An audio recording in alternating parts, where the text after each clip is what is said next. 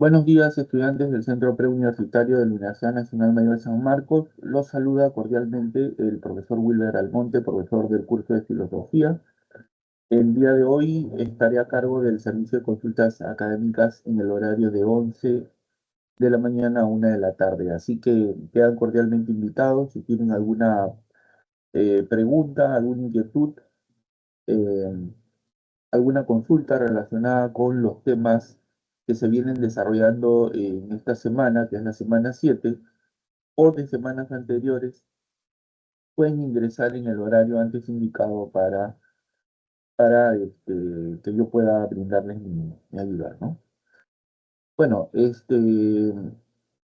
hasta que no ingrese un estudiante, voy a resolver los ejercicios de clase de la semana 7, ¿correcto? Eso es lo que vamos a hacer. Por favor, les pido unos segundos para que yo pueda compartir el archivo de la separata 7, que repito, es la que se viene desarrollando tanto en el ciclo ordinario como en el ciclo especial. Y voy a desarrollar las preguntas.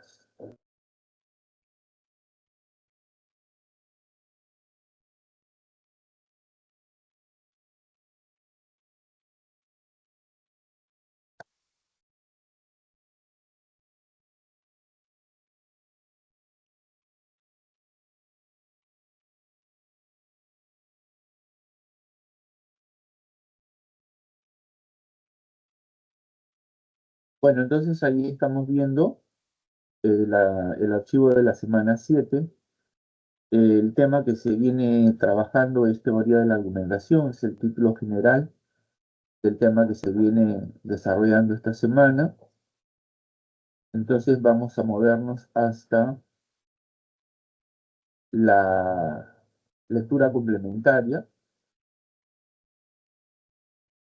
y luego vamos a proceder a resolver los ejercicios de clase propuestos para la semana. ¿Ya?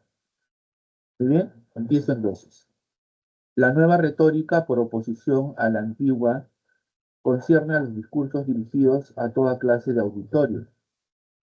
Trátese de una masa reunida en la plaza pública o de una reunión de especialistas. Trátese de un discurso dirigido a un solo individuo o a toda la humanidad. Incluso ella examinará los argumentos que uno se dirige a sí mismo cuando delibera íntimamente. Considerando que su objeto de estudio es el discurso no demostrativo, el análisis de los razonamientos que no se limitan a inferencias formalmente correctas, a cálculos más o menos mecanizados, la teoría de la argumentación, concebida como una nueva retórica o una nueva dialéctica, cubre todo el campo del discurso que busca persuadir o convencer, cualquiera sea el auditorio al cual se dirige y cualquiera sea la materia sobre la cual versa. Se podrá completar, si eso parece útil, el estudio de la argumentación con metodologías especializadas según el tipo de auditorio y el género de disciplina. Esta lectura está extraída del libro El Imperio Retórico, Retórica y Argumentación del, del filósofo Chaim Perelman. Entonces vamos con la pregunta. De acuerdo con el texto, ¿es posible afirmar que el objetivo de la nueva retórica en relación al discurso y la audiencia es, repito, de acuerdo con el texto, es posible afirmar que el objetivo de la nueva retórica en relación al discurso y la audiencia es, bueno, la respuesta se encuentra en la alternativa B, ajustarse según el tipo de audiencia a través de argumentos persuasivos. Veamos el funcionario.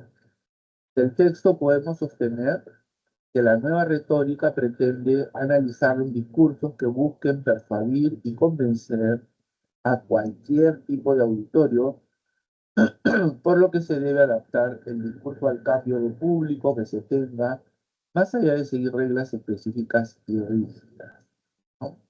Entonces creo que está claro, ¿no es cierto?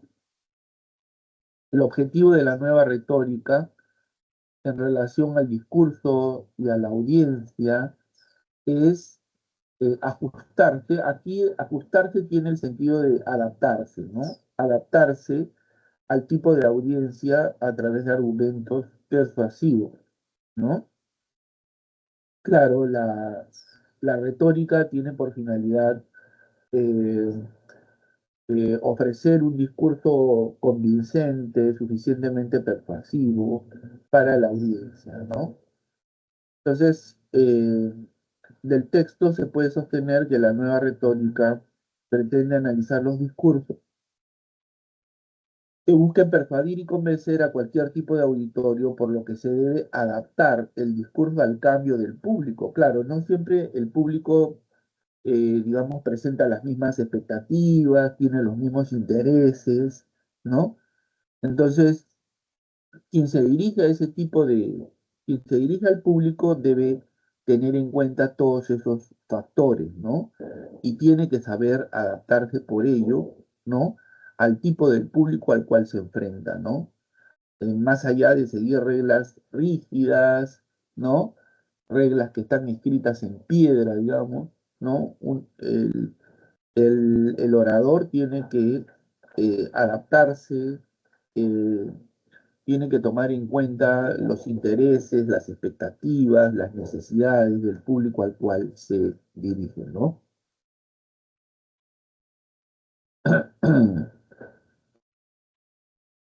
Y en la lectura considero que hay suficientes elementos para llegar a a la respuesta, ¿no?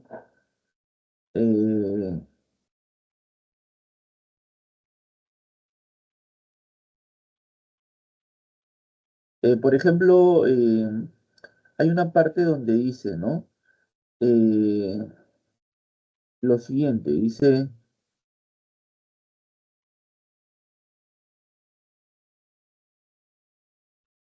a ver, considerando que su objeto de estudio es el discurso no demostrativo, el análisis de los razonamientos que no se limitan a inferencias formalmente correctas, a cálculos más o menos mecanizados, la teoría de la argumentación, ¿no? Concebida como una nueva retórica o una nueva dialéctica, cubre todo el campo del discurso que busca persuadir o convencer, cualquiera sea el auditorio al cual se dirige y cualquiera sea la materia sobre la cual versa, ¿no? Entonces ahí hay digamos, un indicador importante, ¿no? Que nos puede llevar a la respuesta, ¿no? Muy bien, entonces ahora vamos a pasar a resolver los ejercicios de clase propuestos, ¿correcto? Empezamos con la pregunta número uno. Un ratito, por favor.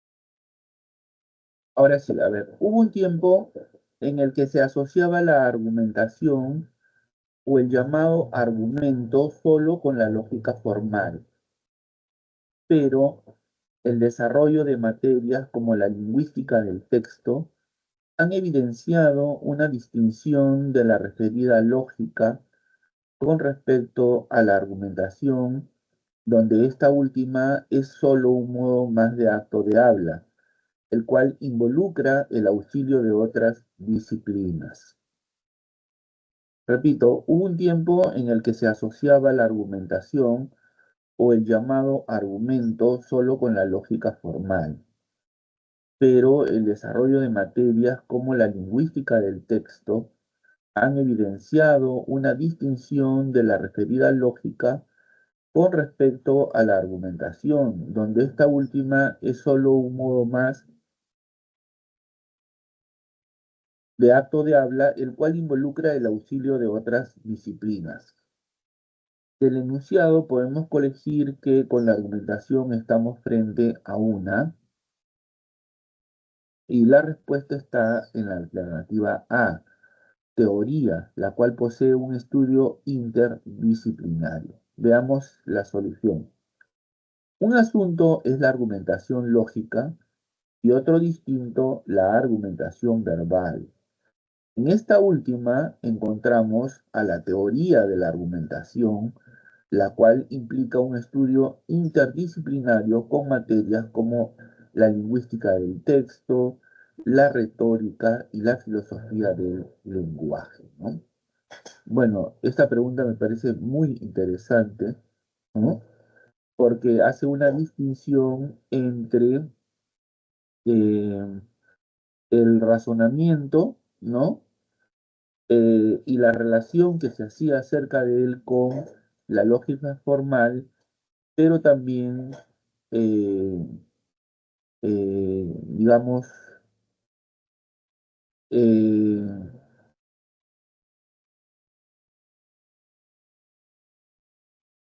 digamos, con otras disciplinas, ¿no? Con otras disciplinas. Bueno, hoy en día se sabe que la, digamos, una cosa es el razonamiento, la argumentación lógica, y otro distinto es la argumentación verbal, ¿no? Aquí es necesario hacer una distinción importante, ¿no? ¿No? Eh, la argumentación lógica de la argumentación verbal. Es preciso diferenciar una de otra, ¿no? Y en el enunciado de la pregunta considero que hay elementos que nos permiten llegar a la respuesta, ¿no? Porque, por ejemplo, dice, hubo un tiempo, ¿no? ¿No? Hubo un tiempo en el que se asociaba la argumentación o el llamado argumento solo con la lógica formal. Pero con el curso del tiempo han surgido disciplinas como la lingüística del texto, que han evidenciado una distinción de la lógica con respecto a la argumentación, donde esta es solo un modo más de acto del habla, el cual involucra el auxilio de otras disciplinas. Bueno, vamos ahora con la segunda pregunta. Dado el siguiente o la siguiente fórmula, ¿no? Y P entonces Q y P entonces Q. Repito, dada la siguiente fórmula, y P entonces Q y P entonces Q, considerar que un argumento procede bajo aquella forma es tener en cuenta un tipo de enfoque de razonamiento que alude la respuesta está en la alternativa E, reglas de inferencia que constituyen un criterio fundamental de argumentación, ¿no? A las reglas de inferencia, ¿correcto? Un tipo de enfoque argumentativo es el formal.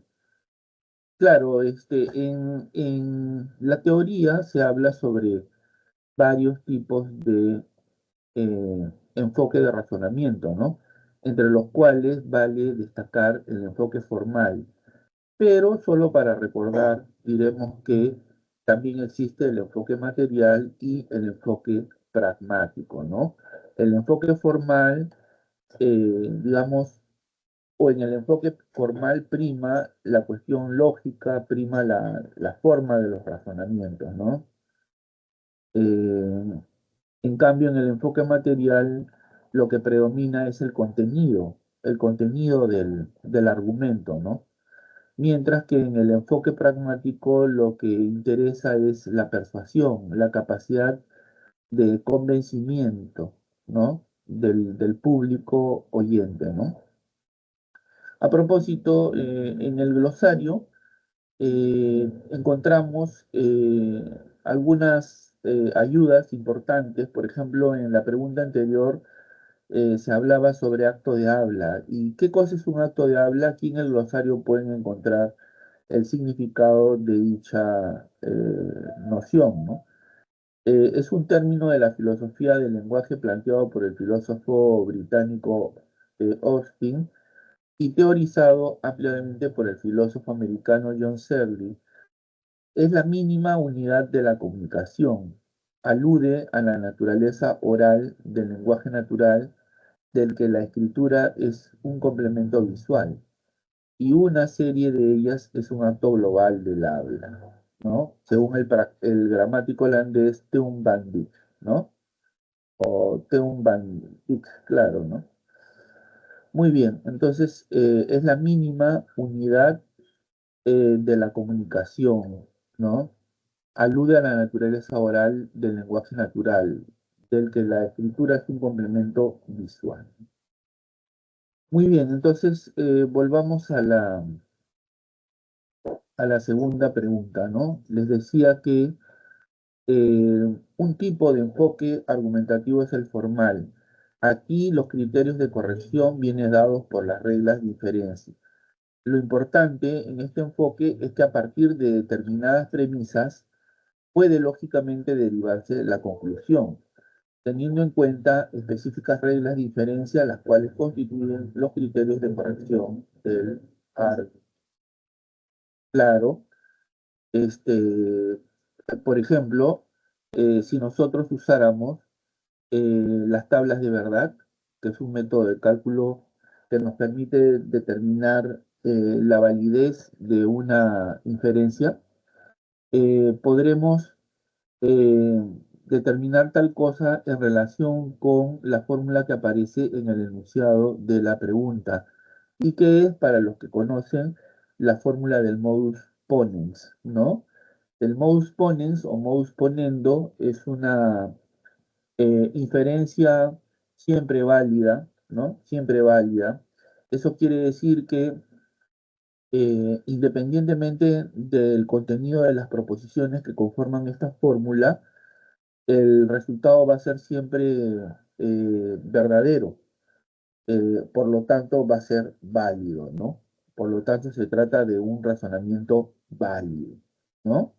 En la matriz principal de, de las tablas de verdad, eh, encontraremos solamente valores de verdad, ¿correcto? Para esta fórmula, ¿correcto? Para esta fórmula. Eh, Ustedes llevan el curso de lógica, ¿no? Perdón, llevan, quiero decir, estudian las tablas de verdad como parte de uno de los cursos, ¿no? Que reciben en el centro PRE, así que creo que no van a tener ningún problema, si es que lo desean, en probar que esta fórmula, ¿no? Que alude al modus ponens, es una fórmula válida, ¿no? Pero aquí lo que interesa destacar es que el enfoque argumentativo puede ser de varias clases, ¿no? Y una de esas clases es el enfoque formal, ¿no?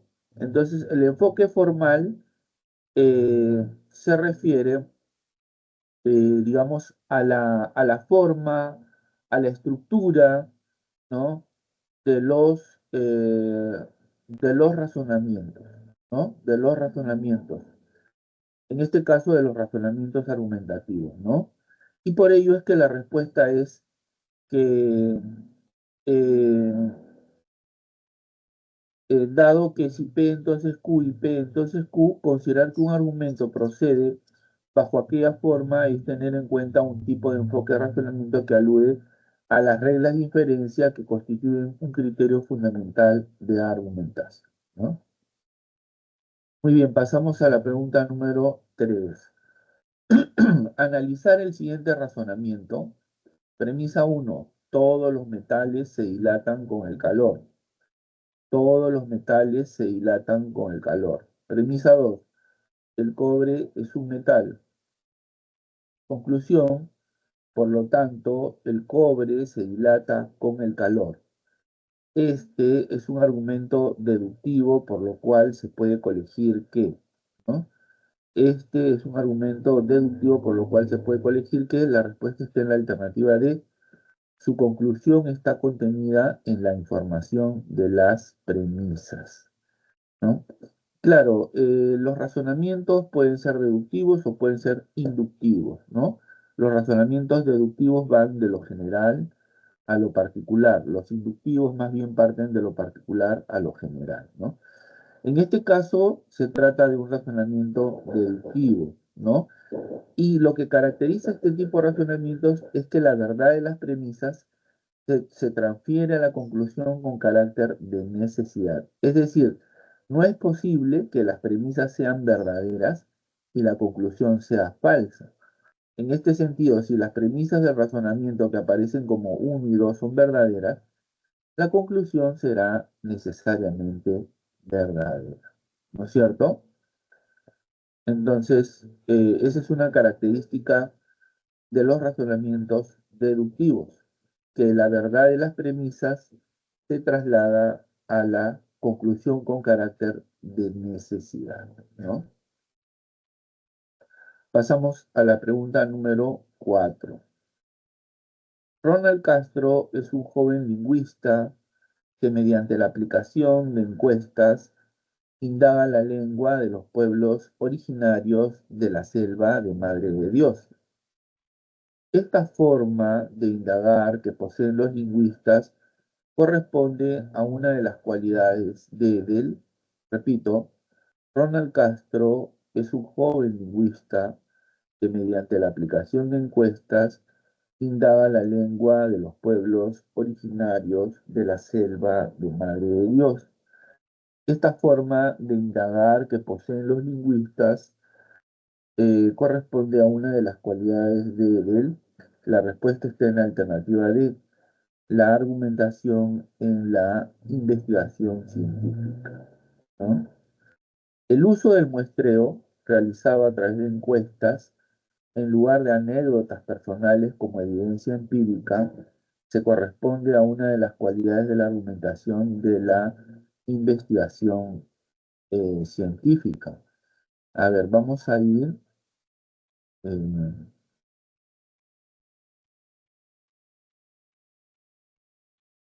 a la parte correspondiente, ¿no? Por ejemplo, dice la argumentación en la investigación científica.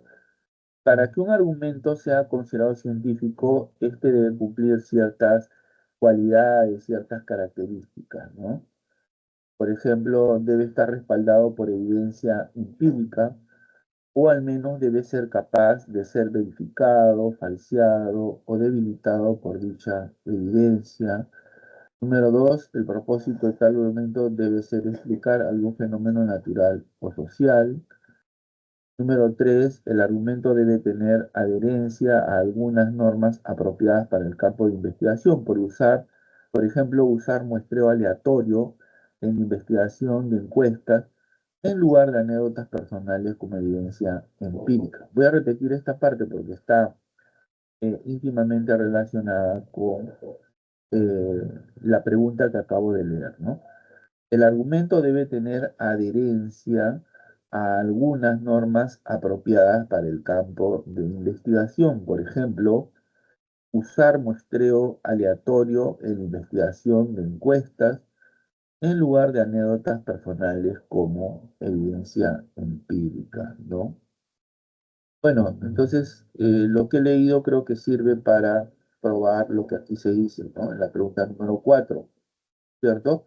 El uso del muestreo realizado a través de encuestas en lugar de anécdotas personales como evidencia empírica se corresponde con una de las cualidades de la argumentación de la investigación científica, ¿no? Pasamos a la pregunta número 5.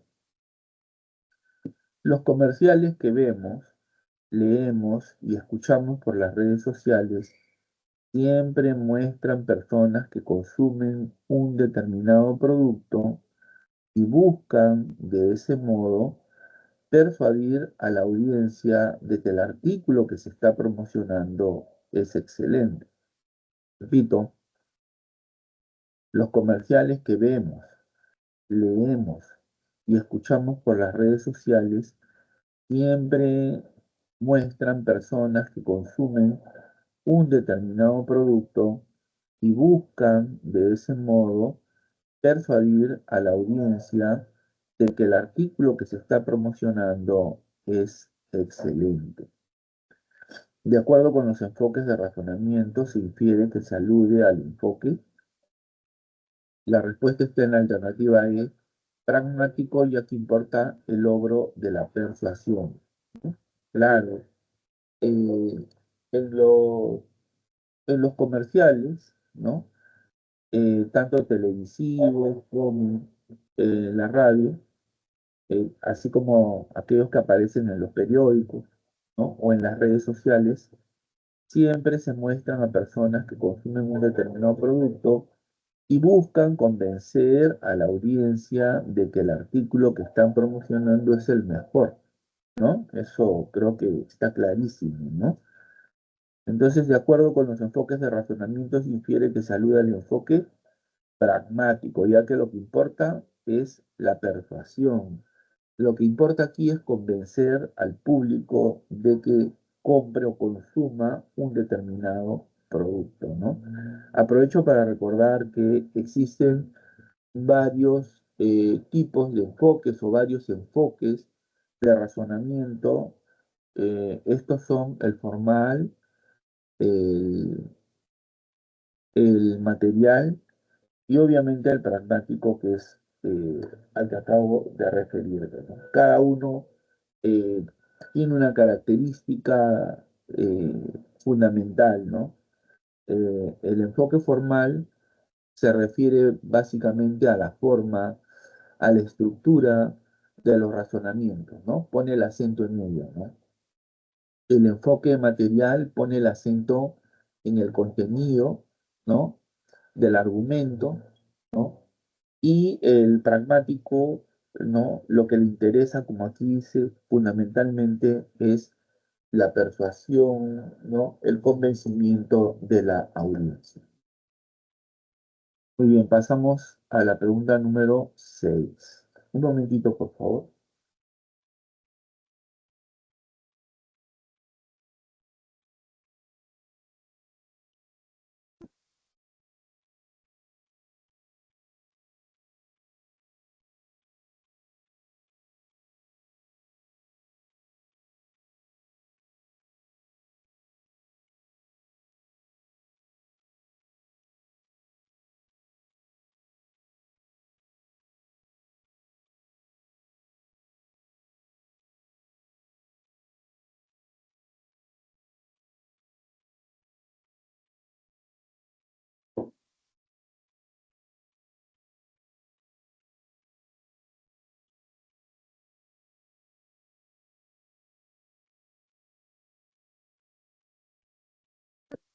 Bueno, en la pregunta 6 nos piden analizar el siguiente razonamiento. Premisa 1. Hace 3 semanas Arturo pasó por la avenida Tacna y se encontró dinero. Premisa 2. Hace 2 semanas Carlos pasó por la avenida Tacna y se encontró dinero. Premisa 3. Hace una semana Iván pasó por la avenida Tacna y se encontró dinero. Conclusión. Es muy probable que todo aquel que pase por la avenida Tacna se encuentre dinero. Se trata de un ejemplo de razonamiento inductivo, pues la respuesta está en la alternativa C. Se basa en observaciones específicas para extraer posibles conclusiones generales. Bueno, lo dije hace un momento, ¿no? Existen dos tipos de razonamiento, los razonamientos deductivos que van de lo general a lo particular y los razonamientos inductivos como el ejemplo que aparece en el enunciado de la pregunta 6, ¿no? Los razonamientos inductivos parten de lo particular para llegar a lo general, ¿no? O sea, se parte de casos particulares para extraer una conclusión, ¿no? Para llegar a una conclusión general, por cierto, ¿no? Entonces, como dice, ¿no? Se basa en observaciones específicas para extraer posibles conclusiones generales. Este es lo característico de los razonamientos inductivos, ¿no? Que van de lo particular a lo general, de la observación de casos particulares a una conclusión general. general, ¿no? Eso es lo que caracteriza a los razonamientos inductivos, ¿no? A propósito, esto me recuerda que en su momento el filósofo Francis Bacon, en su obra Novum Organum, que quiere decir nuevo órgano, eh, eh, le discute a Aristóteles que la deducción sea el método por excelencia de la ciencia, ¿no? Eh, en opinión de Bacon, en las ciencias naturales, lo que prevalece o lo que predomina es el razonamiento inductivo, ¿no? Él decía, a la naturaleza se le conoce más observándola, ¿no? Observándola, ¿no? Eh, que Profesor, pensándola, por ejemplo, ¿no? Sí, hola, ¿cómo estás? Buenos días. buenos días, profesor. Disculpe, ¿podría ayudarme con un ejercicio? Claro que sí, Melody, encantado. A ver, ¿cuál es tu pregunta? Está. ¿Es de esta semana o de semanas Ha sido anteriores? del examen de que hemos dado. A ver, ¿vas a enviarlo al chat? Ujú, sí.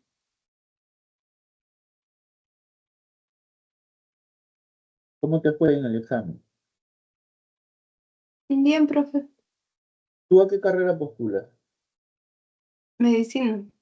Ah, medicina, ¿no?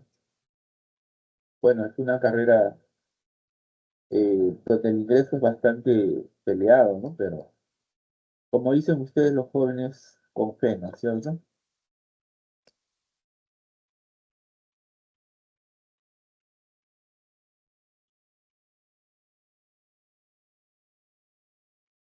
¿Enviaste la pregunta? Sí, profe, pero creo que demora en llegar. Sí, porque O no no. le llega todavía.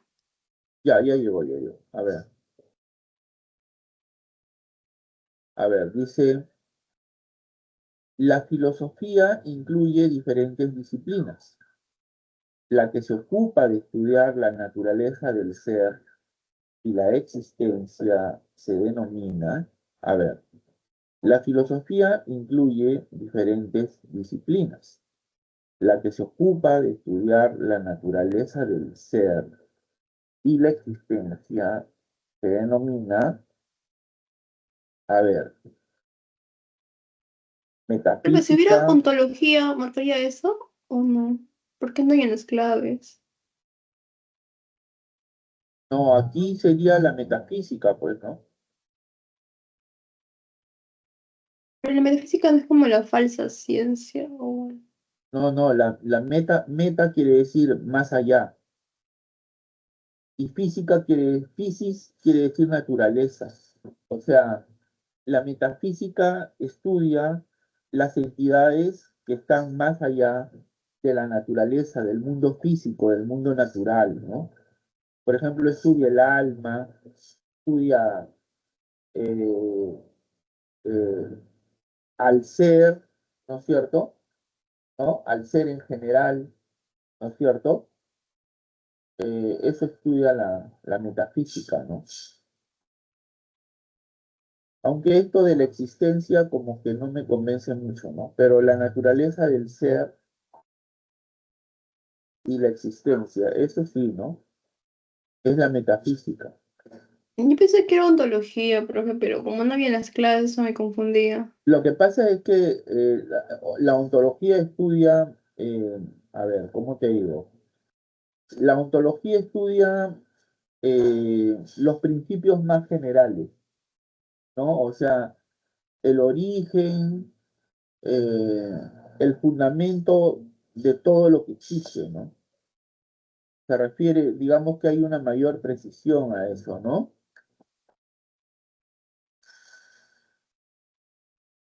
A ver, Ah, mira, entonces la metafísica es más específico. claro, en el sentido de que,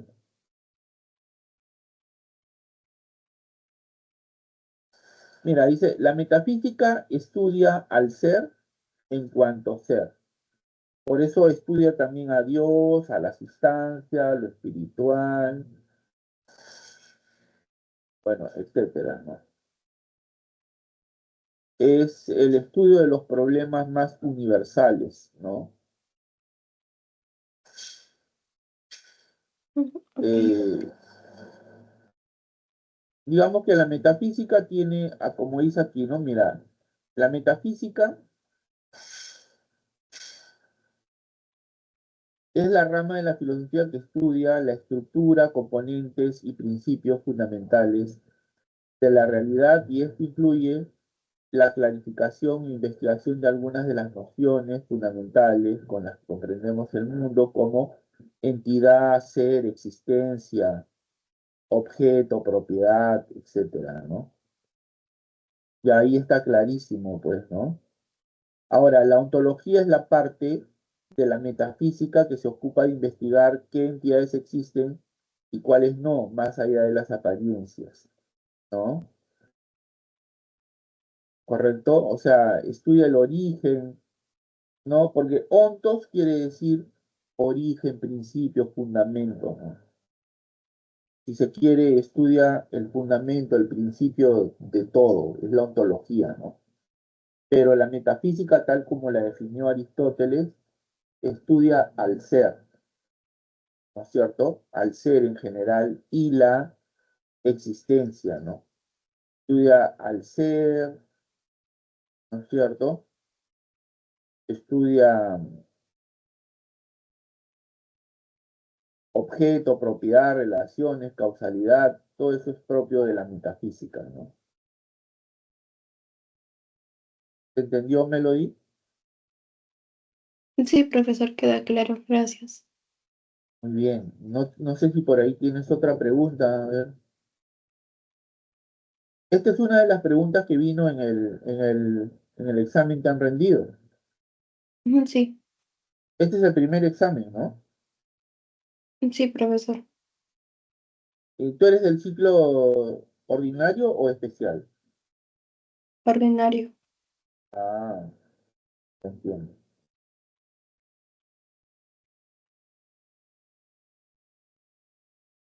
Bueno, Queda claro, profe, gracias.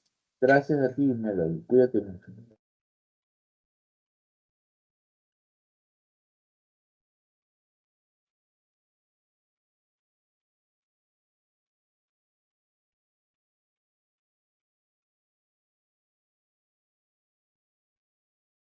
Bueno, entonces vamos a continuar resolviendo las preguntas. Eh,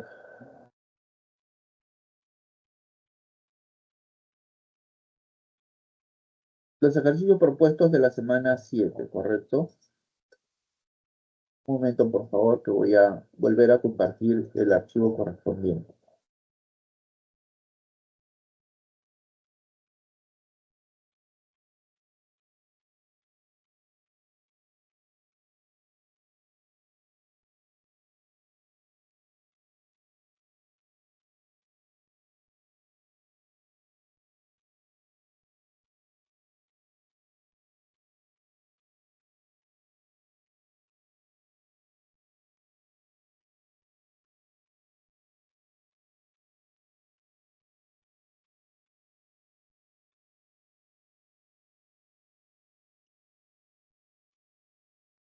Muy bien, entonces estábamos finalizando la explicación de la pregunta 6 de los ejercicios propuestos de la semana 7, ¿no es cierto?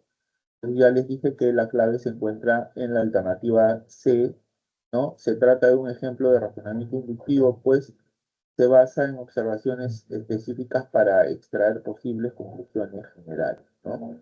Veamos la solución. Dice, un argumento inductivo se caracteriza porque la conclusión se desprende de las premisas solo probablemente o también con una alta probabilidad, ¿no? Con una alta probabilidad. Claro, eso es una característica importante de los argumentos inductivos, ¿no? La conclusión se desprende de las premisas, pero solo con carácter de probabilidad, ¿no? Porque, o sea, no porque siempre hayas observado algo, eh, digamos, en el futuro vas a seguir observando lo mismo, ¿no? Solo es probable que así ocurra, ¿no? Muy bien, pasamos a la pregunta número 7. Aurelio manifiesta lo siguiente. En los barrios que son peligrosos siempre se escuchan tiroteos por las noches. Frecuentemente escucho balas pasadas las 11 de la noche. Repito, Aurelio manifiesta lo siguiente. En los barrios que son peligrosos siempre se escuchan tiroteos por las noches. Frecuentemente escucho balas pasadas las 11 de la noche. ¿Cuál de las siguientes alternativas posee la premisa implícita del argumento referido en el enunciado? La respuesta se encuentra en la alternativa B. Aurelio vive en un barrio peligroso, ¿no?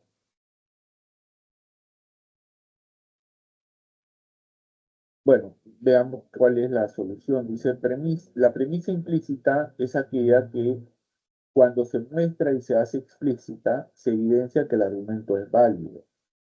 En este sentido, para que el argumento de Aurelio sea válido, se necesita de la premisa implícita, Aurelio vive en un barrio peligroso. Claro, aquí sería el razonamiento así, ¿no? En los barrios que son peligrosos siempre se escuchan tiroteos por las noches, ¿no? Aurelio vive en un barrio peligroso, sería la premisa que falta ahí, ¿no? Y luego la conclusión es, frecuentemente Aurelio escucha balas pasadas las 11 de la noche. Claro, bueno, esto de la premisa implícita es una característica fundamental de, eh, repito,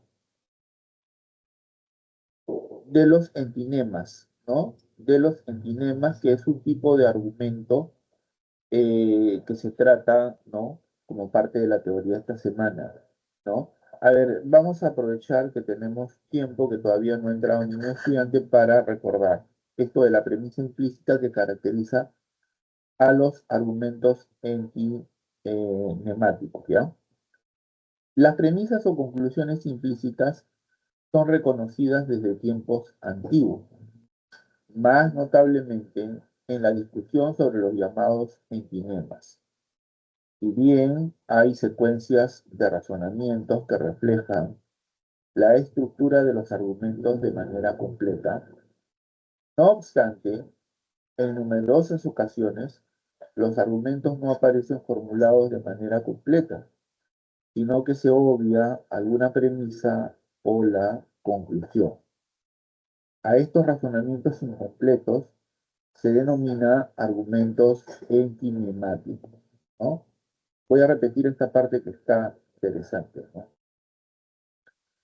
Si bien hay secuencias de razonamientos que reflejan la estructura de los argumentos de manera completa, no obstante, en numerosas ocasiones los argumentos no aparecen formulados de manera completa, sino que se obvia alguna premisa o la conclusión. A estos razonamientos incompletos se denomina argumentos entinemáticos. No es que estos argumentos carezcan de estos elementos. Lo que sucede es que el elemento que falta está implícito, ¿no? Está sobreentendido, está implícito, ¿no? No es que estos argumentos carezcan de estos elementos. Lo que sucede es que el elemento que falta está implícito y luego aparecen varios ejemplos que nos dan una idea más exacta de los argumentos enigmáticos, ¿no? Por ejemplo, dice, en todas las monarquías el monarca es el jefe del Estado y España es una monarquía. En este argumento, la conclusión obvia es la siguiente. En España, el monarca es el jefe del Estado, la cual no está explicitada, ¿no? Sino que se encuentra de manera, digamos, sobreentendida, ¿no? tácita, ¿no? En todas las monarquías, el monarca es el jefe del Estado y España es una monarquía, ¿no?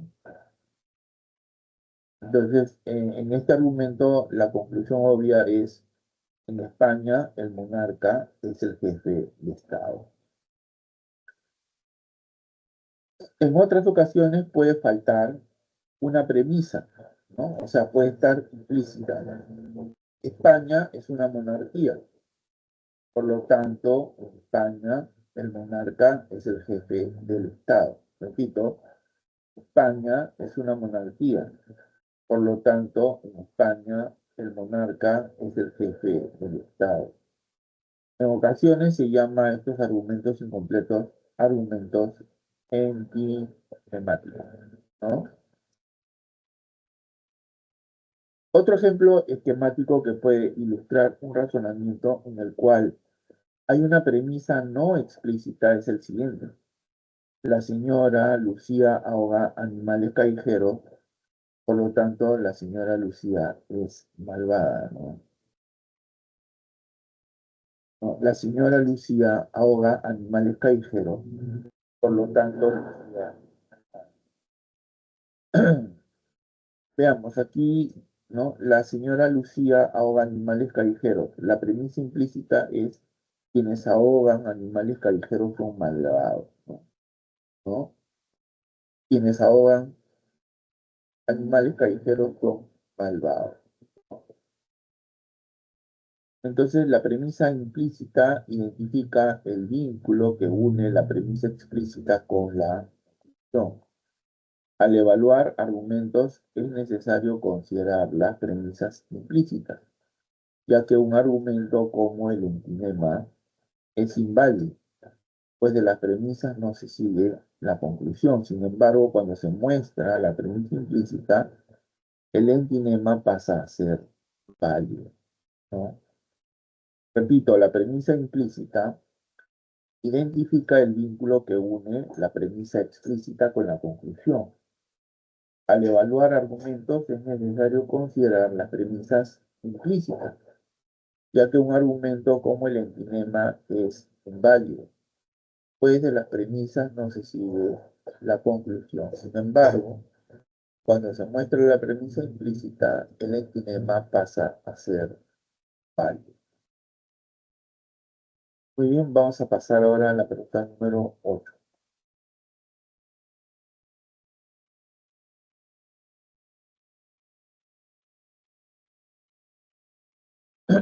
En una conversación común entre dos amigos, Leonardo no está convencido de la aplicación de la eutanasia. Él refiere que hay que respetar la vida independientemente del estado en que se encuentre la persona. Por otro lado, su amigo Alfredo no está de acuerdo con él y sostiene que los mismos pacientes o sus familiares más cercanos son los que deben decidir acerca de la aplicación de la eutanasia y el momento para realizarla. Repito, en una conversación común entre dos amigos, Leonardo no está convencido de la aplicación de la eutanasia. Él refiere que hay que respetar la vida independientemente del estado en que se encuentre la persona. Por otro lado, su amigo Alfredo no está de acuerdo con él y sostiene que los mismos pacientes o sus familiares más cercanos son los que deben decidir acerca de la aplicación de la eutanasia y el momento para realizarla. Del enunciado se deduce que la réplica de Alfredo a Leonardo es, la respuesta está en la alternativa C de casa, una manera probable de contraargumentar, ¿no? La tesis de Alfredo es un claro ejemplo de contraargumentación, ya que constituye un razonamiento opuesto al de Leonardo, ¿no? Claro, la contraargumentación es la respuesta, ¿no? a, a un argumento, ¿no? Es la respuesta con la que nos oponemos o rechazamos o cuestionamos un argumento, ¿no? A ver, vamos a ir hasta la parte correspondiente. Aquí dice, ¿no? Un contraargumento es un argumento utilizado a modo de respuesta frente a otro previo. Repito, un contraargumento es un argumento utilizado a modo de respuesta frente a otro previo. Se trata de un razonamiento que resulta opuesto a un juicio precedente. Suele decirse que un contraargumento es una réplica o una refutación. Al argumento anterior se le opone un nuevo argumento que permite esgrimir una razón contraria. Al argumento anterior se le opone un nuevo argumento que permite esgrimir una razón contraria. Tomemos el caso de las discusiones entre los miembros del movimiento terraplanista, quienes sostienen que la Tierra es plana, y los integrantes de la comunidad científica que aseguran que el planeta es esférico. Los terraplanistas argumentan que la Tierra es una superficie plana que flota en el espacio, con la Luna y el Sol moviéndose en torno a ella. La ciencia, en cambio, presenta como contraargumento las evidencias de las imágenes satelitales y los fundamentos de la ley de gravedad para rechazar esa creencia, ¿no? Entonces ahí tenemos un ejemplo clarísimo de contraargumentación, ¿no? La cual se define como el argumento que se usa para dar respuesta a un argumento previo, ¿no?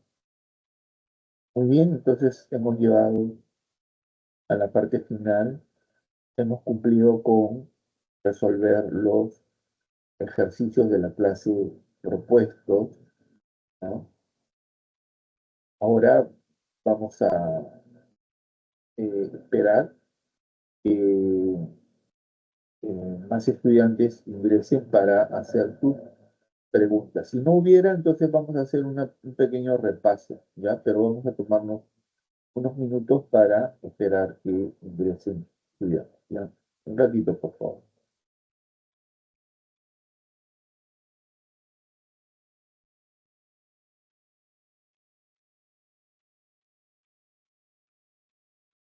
Muy bien, entonces, como dije, el título general del tema que se viene desarrollando es teoría de la argumentación. ¿Qué cosa es la teoría de la argumentación? Es el estudio sobre la forma como argumentamos o cómo razonamos, ¿no?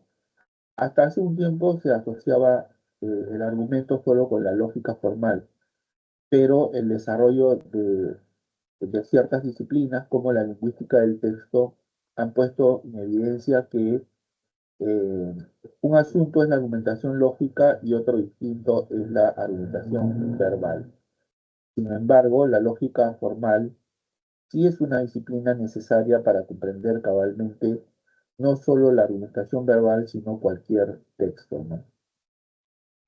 De hecho, la teoría de la argumentación es un estudio interdisciplinario, ya que involucra la ayuda de otras disciplinas como la lingüística del texto, la retórica, la filosofía del lenguaje, la lógica formal, etcétera, ¿no? Y de acuerdo con su forma, los argumentos pueden ser inductivos o deductivos, ¿no? Pero por su aspecto discursivo, existe la argumentación en distintos ámbitos, como por ejemplo en la ética, en la vida cotidiana, en la ciencia, bueno, etcétera, ¿no? Vamos a leer ahora un poco acerca de la historia de la teoría de la argumentación y cuál es su importancia, ¿no? Vamos a destacar cuál es la importancia de la teoría de la argumentación. No fue sino hasta finales de la década de 1950 que Perelman y Tullman, de manera separada, rechazaron la lógica formal como soporte de la argumentación y desarrollaron nuevos enfoques desde las perspectivas de la retórica y de la filosofía respectivamente, ¿no? Estos autores vieron la lógica formal clásica como muy limitada, invariante ante el contexto y muy alejada de la argumentación en la vida real, para proporcionar una teoría adecuada. En su lugar, recurrieron a la práctica del derecho y técnicas informales para comprender la naturaleza de los buenos argumentos, de los argumentos, digamos, correctos.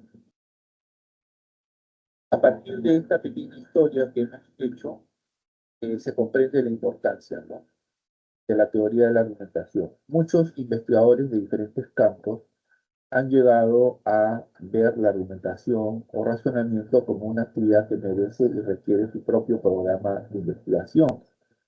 La razón de esto es doble, ¿no? Por un lado, los argumentos aparecen en todas las culturas humanas y juegan un rol crítico en nuestras vidas diarias.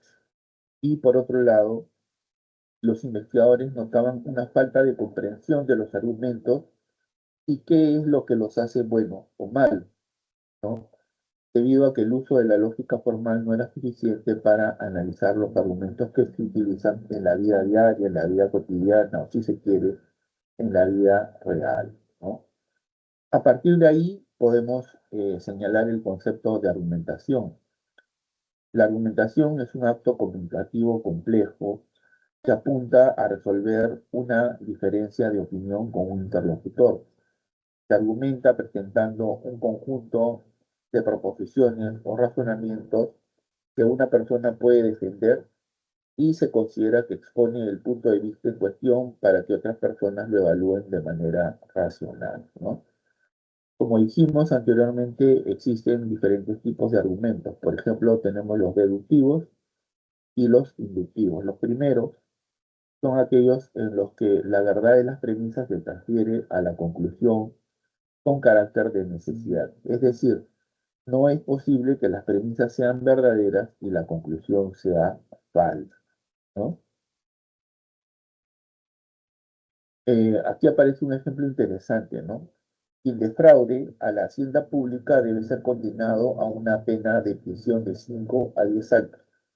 X ha defraudado a la hacienda pública, por lo tanto, X debe ser condenado a una pena de prisión de entre 5 a 10 años, ¿no? Aquí en este ejemplo se puede advertir cómo es que la verdad de las premisas se transfiere con carácter de necesidad a la conclusión, ¿no? Luego tenemos los argumentos inductivos, en los que la verdad de las premisas se transfiere a la conclusión sin carácter de necesidad, es decir, solo de manera probable, ¿no? Es decir, sí es posible que las premisas sean verdaderas y la conclusión sea falsa. Lo que podemos decir es que si las premisas son verdaderas, entonces es solamente probable, repito, solamente probable que la conclusión también sea verdadera, ¿no? Aquí aparece un ejemplo interesante que ayuda a entender lo dicho hace un momento, ¿no? El testigo C manifestó que vio cómo A amenazaba con una pistola a B en un lugar L y en tiempo T. La autopsia mostró que B falleció en el lugar L y en el tiempo T por los disparos de una pistola. Cuando la policía fue a detener a A, encontró que tenía en su poder la pistola que luego se probó era la misma con la que se había disparado contra B, por lo tanto A causó la muerte de B, ¿no? Este es un argumento de carácter inductivo, ¿no?, que va de lo particular a lo general. A partir de la observación de casos particulares, es posible establecer una conclusión, pero solo de modo probable, repito. ¿Cuál es la diferencia entre argumento deductivo e inductivo? La diferencia expresada de manera sencilla es que el paso de las premisas a la conclusión tiene, en el primer caso, un tipo de necesidad que no existe en el segundo. Claro, en el primer caso, en los argumentos deductivos, eh, la conclusión se extrae de manera necesaria, ¿no? En el segundo caso, en los argumentos inductivos, a la conclusión se llega, pero solo de manera probable, ¿no? Muy bien. Luego, cuando hicimos el análisis de argumentos, estudiamos el caso de la premisa implícita, que es propia de los llamados argumentos estilemáticos, ¿no? Esto ya lo leí hace un rato, pero igual podemos volver a hacerlo para recordarlo. Las premisas o conclusiones implícitas son reconocidas desde tiempos muy antiguos, más notablemente en la discusión sobre los llamados enfinemas, ¿no? Si bien hay secuencias de razonamientos que reflejan la estructura de los argumentos de manera completa, no obstante, en numerosas ocasiones los argumentos no aparecen formulados de manera completa, sino que se obvia alguna premisa o la conclusión a estos razonamientos incompletos. Se denomina argumentos enfinemáticos. No es que estos argumentos carezcan de estos elementos. Lo que sucede es que el elemento que falta está implícito, ¿no? Está implícito. Habíamos puesto como ejemplo el siguiente, ¿no?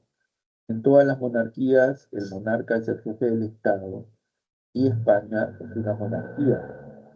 En este argumento, la conclusión obvia es la siguiente. En España, el monarca es el jefe de Estado, la cual no está explicitada, sino que se presenta de manera implícita, es decir, sobreentendida, ¿no? Pasamos a otro punto, que es la defensa de una tesis mediante una justificación racional.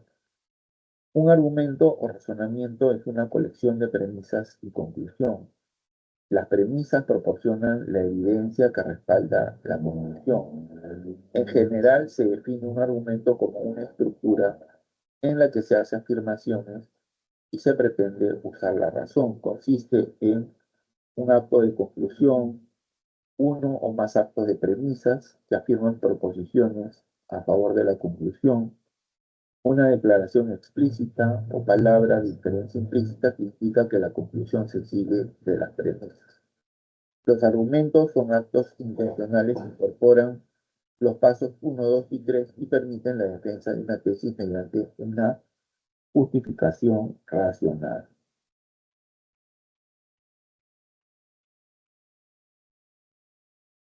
Veamos un ejemplo. Un simple ejemplo que ilustra lo que esto significa en la práctica es el siguiente extracto de un artículo de opinión que criticaba a los grupos conservadores que no estaban dispuestos a apoyar ningún tipo de investigación embrionaria. Veamos.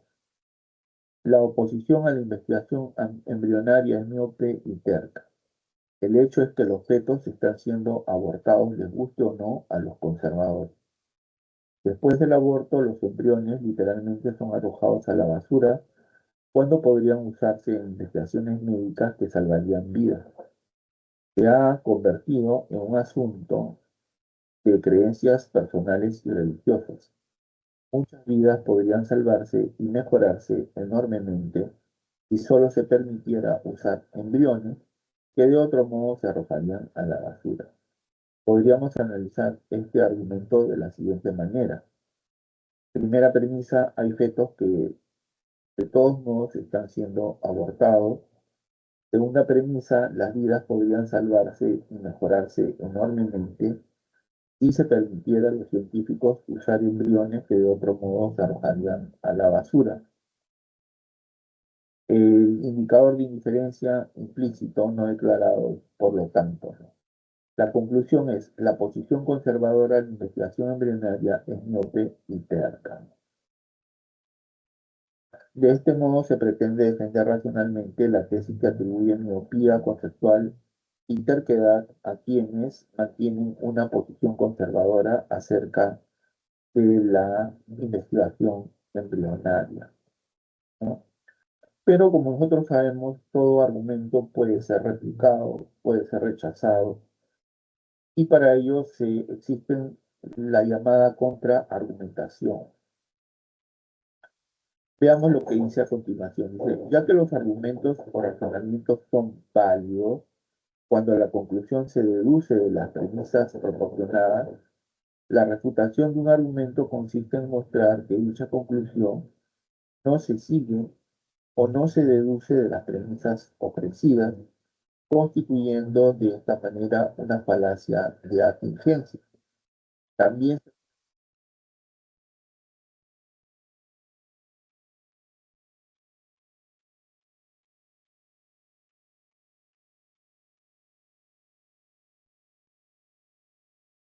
es, eh, La refutación de un argumento consiste en mostrar que la conclusión no se deduce necesariamente de las premisas. Aquí se estaría cometiendo una falacia de atingencia. Pero también se puede refutar el argumento cuando se pone en evidencia que se cometió alguna falacia de ambigüedad, como de equívoco, antibología o énfasis, ¿no?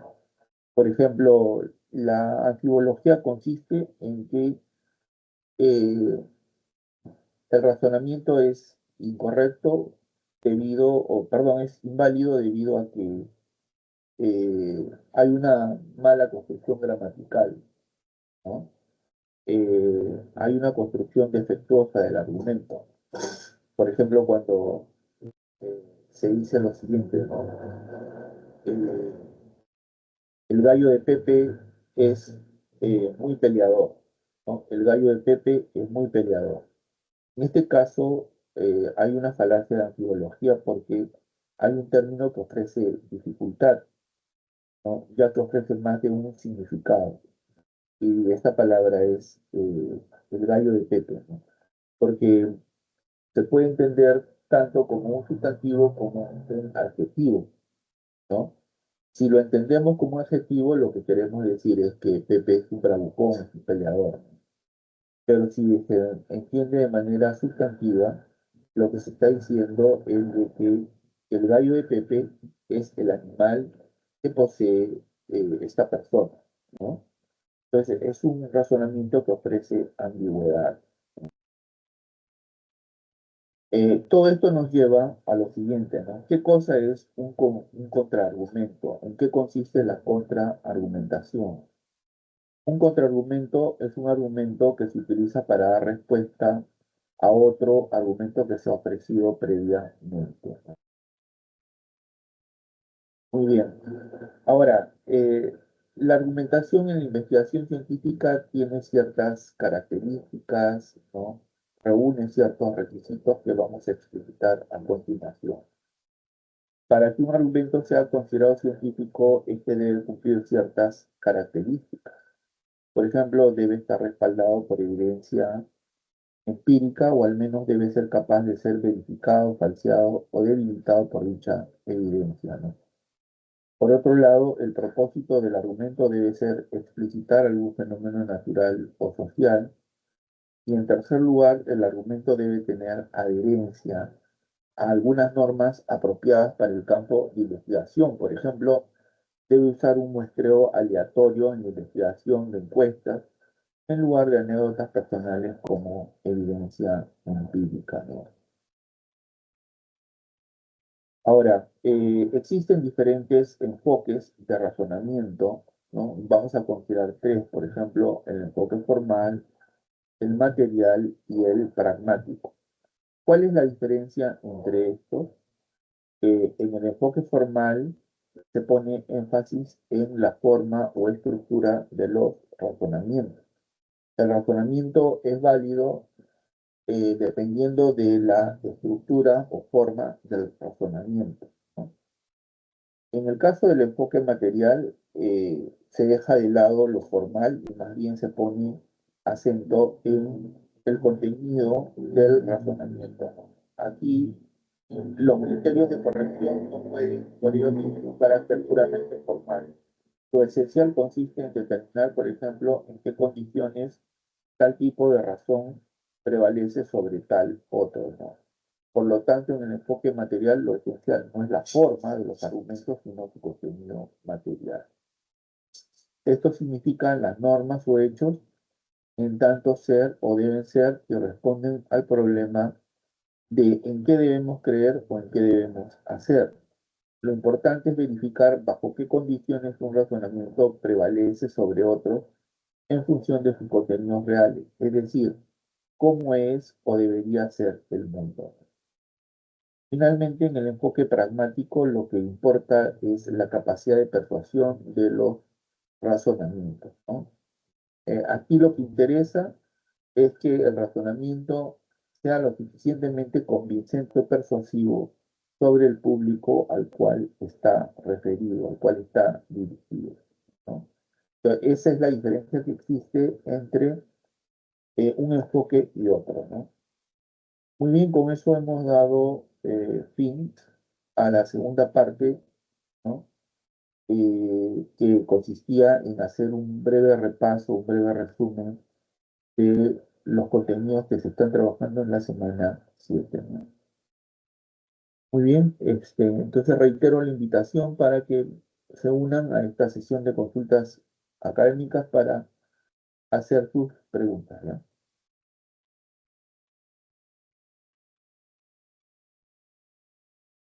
Bienvenidos nuevamente a la sesión de consultas académicas. Ahora vamos a entrar a la última parte. Vamos a ver los PPT que resume toda la clase que viene trabajando en la semana 7, que es la semana que estamos trabajando, ¿ya? Entonces voy a compartir el PPT anunciado. Bueno, ahí está, entonces semana 7, teoría de la argumentación. Miren, este es un interesante material, no solo interesante, sino útil, ¿no? Eh, en la primera diapositiva encontramos la definición de teoría de la argumentación. Aquí se señala que esta es el estudio interdisciplinario de la manera en la que se llega a conclusiones en un determinado campo a través del proceso de razonamiento lógico, ¿no? Es decir, es el análisis del conjunto de herramientas argumentativas que usan las personas para persuadir a los otros de manera razonable a través del lenguaje, ¿no? En la segunda diapositiva te- nos planteamos la siguiente pregunta. ¿Qué es la argumentación? Y se dice que es un acto comunicativo complejo, interactivo, que apunta a resolver una diferencia de opinión con otro, ¿no? ¿Cuál es la importancia de la argumentación? La importancia tiene que ver con el hecho de que la argumentación es una actividad que va más allá de la lógica formal y que merece y requiere su propio programa de investigación, ¿no? Los representantes son Perelman, quien estudió el argumento desde un enfoque retórico, y Tullman, eh, quien analizó la argumentación desde la perspectiva de la filosofía. Como dijimos en su momento, existen diferentes tipos de argumentos. En términos formales, estos que se clasifican en dos tipos, los deductivos y los inductivos, ¿no? El argumento deductivo es aquel en el que la verdad de las premisas se transfiere a la conclusión con carácter de necesidad, ¿no? Y ahí está, aparece un ejemplo interesante. Dice, todos los matemáticos son ingeniosos, Abel es matemático, por lo tanto Abel es ingenioso, ¿no? Ahí podemos observar que, ¿no?, se va de lo general a lo particular y que la verdad de las premisas se mantiene, se transfiere con carácter de necesidad a la conclusión, ¿no? En el segundo caso, en el caso de los argumentos inductivos, la verdad de las premisas se transfiere a la conclusión sin carácter de necesidad, solo probable, solo probabilística, ¿no? Se parte de la observación de hechos particulares para llegar a una conclusión probable. Primera premisa, Patricia es mujer y es empática.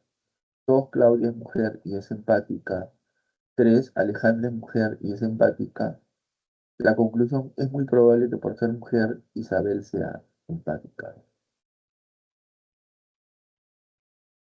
También vimos el análisis de argumentos y nos referimos a un tipo de argumento, ¿no?, que es conocido como entimema o entinema, que es un razonamiento en el que no es explícita alguna premisa o la conclusión.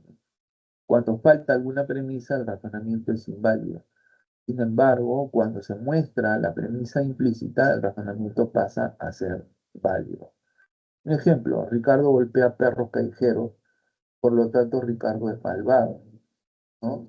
Ricardo golpea perros callejeros, por lo tanto Ricardo es malvado, ¿no? La premisa explícita es Ricardo golpea perros callejeros, pero aquí hay una premisa implícita, es decir, que no aparece, que se encuentra de manera tácita o sobreentendida. ¿Cuál es ella? Quienes golpean perros callejeros son malvados. Quienes golpean perros callejeros son malvados, ¿no? La conclusión entonces es Ricardo es malvado. Otro punto interesante que hemos estudiado en esta sesión es la defensa de una tesis mediante una justificación racional. Como sabemos, un argumento es una estructura en la que se hace afirmaciones para demostrar lo planteado y consta de las siguientes partes, ¿no? Una o más premisas que afirman algo a favor de la conclusión, un conector de inferencia que indica que la conclusión se sigue de las premisas y una conclusión. Los argumentos permiten la defensa de una tesis mediante una justificación racional, ¿no? Claro, ¿no? Los argumentos permiten la defensa de una tesis mediante una justificación racional. Esto nos lleva a lo siguiente, ¿no? ¿Qué es el argumento y qué es un contraargumento? Bueno, ya dijimos que es un argumento, pero en todo caso, a partir de los siguientes ejemplos que vamos a presentar, veremos en qué consiste un contraargumento. Argumento, la ociosidad es la madre de todos los vicios, pero como es madre hay que respetarla. El contraargumento es lo siguiente, ¿no? Es una falacia de equívoco, pues se utiliza madre en más de un sentido, ¿no? Más de un sentido, ¿no? Como, como madre, como el ser biológico que nos da la vida, ¿no? O que da la vida a otros seres, y madre como la causa, ¿no? Como la causa de algo. Eh, en este sentido, como es la madre, como es el ser que nos dio la vida, entonces se merece respeto, pero aquí se está utilizando este término, digamos, en más de un sentido, ¿no? Por lo que se trataría de un razonamiento inválido, ¿no? Otro argumento es, los videojuegos estimulan una parte del cerebro, mejoran la psicomotricidad en los niños y la rapidez mental en los jóvenes. El contraargumento es que pueden ser adictivos como todas las otras formas de ocio. Además, se sabe que empeora la vista debido al exceso de horas delante de la pantalla del computador. A partir de ahí, nosotros extraemos la noción de contraargumento, ¿no? Un contraargumento es una réplica, ¿no? Es un argumento con el cual replicamos otro argumento que se ha establecido previamente, ¿no? Ahora, la argumentación no solo es necesaria en la vida cotidiana, sino también en la investigación científica, ¿no? Por ello se señalarán algunas características. La argumentación en la investigación científica debe estar respaldada por evidencia empírica, al menos debe ser posible verificarla, falsarla o debilitarla por dicha evidencia. Debe ser útil para explicar fenómenos naturales, pero también para dar cuenta de fenómenos sociales y debe ceñirse a ciertas normas desarrolladas por la comunidad científica. Por ejemplo, usar muestras aleatorias en la investigación que contienen encuestas, ello en lugar de anécdotas personales como evidencia empírica, ¿no? Y finalmente, ¿no? Eh, tenemos que existen diferentes enfoques del razonamiento. Por ejemplo, el enfoque formal concibe el razonamiento como un conjunto de enunciados sin interpretar. Aquí lo que interesa simplemente es la forma, la estructura del razonamiento, ¿correcto? No el contenido de los mismos, ¿no? Se hace énfasis en la forma, en la estructura del razonamiento, no en el contenido de los mismos. Aquí tenemos un claro ejemplo, ¿no? Y P entonces Q y P, entonces Q, que es la forma del modus ponens, bueno, aquí todo, todo razonamiento, independientemente de su contenido, que tenga esta forma, la forma de un modus ponens, va a ser siempre válido, ¿no? Entonces aquí lo que interesa es la estructura, la forma del razonamiento, no el contenido material. Otro enfoque de razonamiento es el material, que se concentra en aquello que hace a los enunciados verdaderos o correctos, es decir, su contenido, ¿no? Por ejemplo, toda persona tiene derecho a la libertad de conciencia y religión, ¿no? Que, digamos, está contenido dentro de la Constitución Política del Perú, ¿no es cierto? Es un derecho consagrado en la Constitución Política del Perú actual, ¿no? Se concentra en aquello que hace a los servicios verdaderos o correctos, es decir, su contenido, ¿no? Toda persona tiene derecho a la libertad de conciencia y de religión, ¿no? Y luego tenemos el enfoque pragmático que considera el razonamiento como una actividad dirigida a lograr la persuasión y a la interacción con otros individuos, ¿no? Por ejemplo, el profesor de psicología me ha persuadido de que dormir adecuadamente es fundamental para tener un buen rendimiento académico, ¿no? Muy bien, entonces les doy las claves de la evaluación de la semana. En cuanto a la lectura, la respuesta se encuentra en la alternativa B, ¿no? La alternativa B. Y en cuanto a los ejercicios propuestos de la semana, 1A, 2E, 3D, 4D, 5E, 6C, 7B y 8C. Repito, 1A de avión, 2E de enano, 3D de dado, 4D de dado, 5E de enano, 6C de casa, 7B de barco y 8C de casa. Bien, entonces hemos terminado con esta parte y ahora, bueno, solo me queda reiterar nuevamente la invitación a estas sesiones de consultas académicas. Mi nombre es Wilber Almonte, yo soy profesor de filosofía. En realidad, mi horario de atención es en las tardes, los días martes de 3 a 5 y los días jueves de 5 de la tarde a 7 de la noche. Pero solo por hoy estoy reemplazando al profesor Carlos Mora, ¿no? El cual tiene a su cargo el servicio de consultas académicas en el horario de la mañana, cuyo horario es los días miércoles desde las 11 de la mañana hasta la 1 de la tarde. Ya saben, quedan cordialmente invitados, ¿no? Todavía quedan unos minutos para que ustedes se unan a esta sesión y hagan llegar sus interesantes preguntas, ¿ya? Bueno, yo voy a permanecer aquí por si quieren hacerme alguna pregunta, ¿correcto? Gracias.